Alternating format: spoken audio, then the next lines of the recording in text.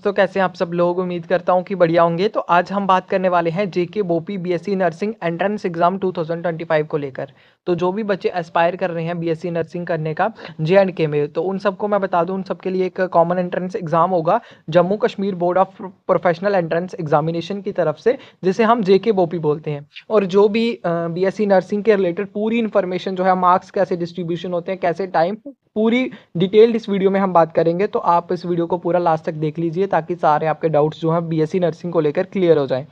तो सबसे पहले हम बात करेंगे कि बीएससी नर्सिंग जो है वो आपके लिए क्यों इंपॉर्टेंट है। क्योंकि अगर आपको नीट में सिलेक्शन नहीं होता है, या फिर आप चाहते हैं कि आप बीएससी नर्सिंग कर जो है वो बहुत जल्दी अपनी एक जॉब सिक्योर करना चाहते हैं, तो आपके लिए एक बहुत अच्छा ऑप्शन हो सकता है। क्योंकि बीएससी नर्सिंग करने के बाद जो है वो आप जे&के में भी जॉब कर सकते हैं, या आउट ऑफ जे&के जो है वो आप नॉर्सेट वगैरह का एग्जाम देकर, या फिर नर्सिंग ऑफिसर्स की रिक्रूटमेंट जैसी होती है आजकल, तो आपको मज़े से 80,000 रुपया जो है वो उसकी पे मिल जाती है। तो ये एक आपके लिए मोटिवेशन फैक्टर रह सकता है बीएससी नर्सिंग करने के लिए।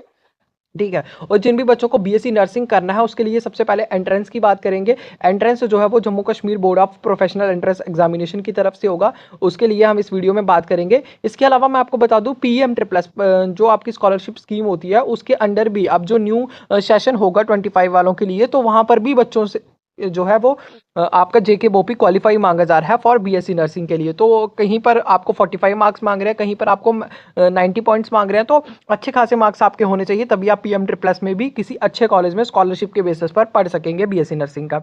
तो सबसे पहले हम बात करें जेके बोपी में जो मार्क्स डिस्ट्रीब्यूशन होता है वो कैसे होता है। सबसे पहले आप देख लीजिए, सब्जेक्ट जो होते हैं उसमें आपके 12th के सब्जेक्ट ही होते हैं, 11 12th के सब्जेक्ट जो कि आप नीट के लिए पढ़ते हैं, या कोई और अदर एंट्रेंस, या फिर आप 12th के लिए जो एनसीईआरटी बुक फॉलो करते हैं वही होता है। तो उसमें आपको 11th की फिजिक्स, 12th की फिजिक्स, केमिस्ट्री सिमिलर, 11th की, 12th की बायोलॉजी, 11th की, 12th की। तो इन सब में क्या होता है, मार्क्स डिस्ट्रीब्यूशन होता है। आपका 60 मार्क्स की फिजिक्स रहती है, 60 की केमिस्ट्री रहती है, 60 की बायोलॉजी रहती है।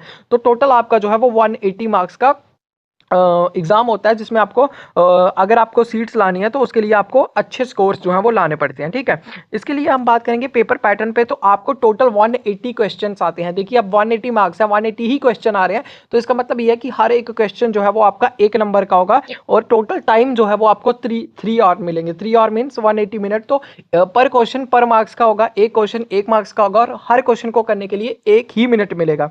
और आपकी अगर मैं बात करूं नेगेटिव मार्किंग की, तो उसमें क्या होगा, प्लस मार्क्स तो आपको राइट आंसर के लिए मिल जाएगा, प्लस 0.0514 जो है वो नेगेटिव मार्किंग है। अगर आपके मतलब कोई रॉन्ग आंसर करते हैं तो वहां पर आपका -0.25, ठीक है, इतने मार्क्स जो है वो आपके कट हो जाएंगे, तो आपको ध्यान से करना है। देन अगर हम बात करें एप्लीकेशन फॉर्म को लेकर, तो एप्लीकेशन फॉर्म जो है वो जनरली अप्रैल के मंथ में ही ज़्यादातर इसके निकलते हैं, और एग्जाम जो है वो आप मई में लगाकर चलिए, 2nd या 3rd वीक में हो सकता है। ये एक्सपेक्टेड डेट्स हैं, या एक्सपेक्टेड है, अभी इसका क्लियर नहीं है।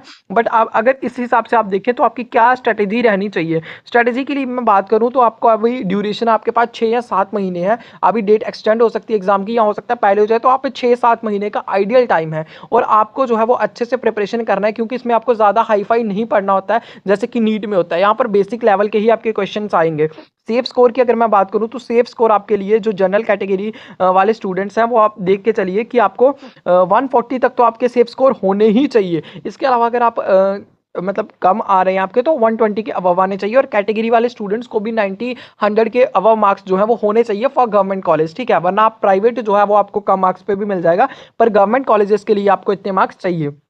नेक्स्ट स्ट्रेटेजी भी हम बात करें तो एनसीईआरटी बेस्ड आपको पढ़ना है। ये नहीं कि कोई आपने स्टैंडर्ड बुक ले आ रहे हैं, कोई एमसीक्यू की बुक ले आ रहे हैं, तो फोकस करना आपको 11th और 12th की एनसीईआरटी पर, और कवर करना आपको फुल सिलेबस। क्योंकि बहुत सारे बच्चे क्या करते हैं, बाहर से एक टॉपिक कोई बुक ले आते हैं, जिससे वो क्या करते हैं, एमसीक्यू जो है वो सॉल्व करके चले जाते हैं, और वो एमसीक्यू अगर एग्जाम में आएंगे तो वहां से वो बच्चे जो है वो कर लेंगे, तो उनमें से मुश्किल से आपके 10-12 क्वेश्चन ही फंस पाते हैं, या फिर वो भी नहीं आते हैं। तो जब भी आप फुल सिलेबस कवर करके जाएंगे, आपको कॉन्सेप्ट बिल्ड रहेंगे, सब चीजें आपको आ रही होंगी, तो आप न्यू क्वेश्चंस जो है वो किस तरीके का भी हो तो वो आप बना पाएंगे। नेक्स्ट आपको बात करनी है टाइम मैनेजमेंट पे। आपको पता है कि अभी आपके पास 6-7 महीने हैं, तो आप अगर अपने 12th के बोर्ड्स को भी ध्यान रखते हुए चले, तो आपको क्या करना चाहिए, थोड़े थोड़े टाइम बाद टेस्ट पेपर्स जो है होते हैं, आपको बोपी के प्रीवियस ईयर क्वेश्चन पेपर जो है वो उनको सॉल्व करना चाहिए, उनको देखना चाहिए कैसा एग्जाम का पैटर्न है, कैसे एग्जाम्स में क्वेश्चन पूछे जा रहे हैं, क्या उनका डिफिकल्टी लेवल है। और मेन बात यह है कि आपको एनसीईआरटी पे फोकस रहना है। और आपका एक मेन मोटिवेशन हो सकता है फीस स्ट्रक्चर। अगर आपको गवर्नमेंट कॉलेज मिल जाता है तो आपको 10 से 15 हज़ार रुपये ही फीस होगी आपकी बीएससी नर्सिंग के लिए। वाइल अगर आपको प्राइवेट मिल जाता है तो उसमें 80 से 1 लाख रुपए फी हो सकती है। इसके अलावा आपको हॉस्टल और मेस चार्जेस जो होंगे वो अलग से होंगे। तो इसलिए आप अपना एक मोटिवेशन बना के चलिए, क्योंकि आपके पास अभी 6 से 7 महीने है, तो आप अच्छे से एग्जाम दे सकते हैं, बीएससी नर्सिंग क्वालिफाई कर सकते हैं और एक गवर्नमेंट कॉलेज जो है वो आप ले सकते हैं। तो इसलिए अच्छे से फोकस्ड स्टडी कीजिए। इसके अलावा अब हम नेक्स्ट जो है इसके ऊपर बीएससी नर्सिंग के ऊपर और भी वीडियोस लाते रहेंगे जेके वोपी की। तो अब नेक्स्ट वीडियो जो है वो इसमें हम लाने वाले हैं आपको सिलेबस। तो अगर आपको ऐसी सारी और वीडियोस चाहिए तो आप इस चैनल को सब्सक्राइब करके रख लो और अपनी इन्फॉर्मेशन जो ये है वो अपने दोस्तों तक शेयर कर दो। बाकी नेक्स्ट वीडियो में हम बात करेंगे कि क्या क्या सिलेबस जो है वो आपका डिटेल डिस्कशन कर लेंगे सिलेबस के ऊपर कि कौन सा इंपॉर्टेंट है, क्या क्या पढ़ना है, कैसे पढ़ना है। Okay, thank you.